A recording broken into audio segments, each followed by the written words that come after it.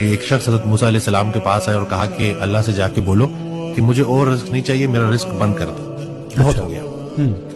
تو جانے لگے تو آگے ایک اور شخص ملا جس کے جسم پہ صرف ایک کپڑا تھا۔ اس نے کہا کہ حضرت موسیٰ علیہ السلام سے کہ آپ جائیں اور اللہ سے بولیں کچھ تو دے دے۔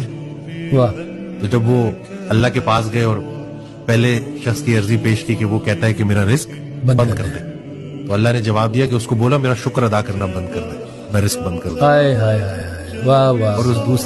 اور اس دوسرے کو میسج دو کہ میرا شکر ادا کرنا شروع کر دو، میں رزق کشادہ کر دوں۔ سبحان اللہ۔ تو وہ واپس گئے اور اس شخص کو بولا کہ تم جو ہے نا رزق شکر ادا کرنا بند کر دو تو تمہارا رزق بند ہو جائے گا۔ تو اس شخص نے جواب دیا کہ میرا تو ایک ایک بال اللہ کی جو احسانات میں ڈوبا ہوا ہے، میں شکر کیسے ادا کرنا بند کر دوں، میں یہ نہیں کر سکتا۔ سبحان اللہ۔ دوسرے شخص کے پاس گئے اور کہا کہ تم شکر ادا کرنا شروع کر دو۔ تو اس نے کہا کس چیز کا؟ اسے ایک کپڑے کا شکر ادا کرو۔ کہتے ہیں کہ ایک تیز ہوا چلی اور وہ کپڑا بھی اڑ گیا۔ واہ واہ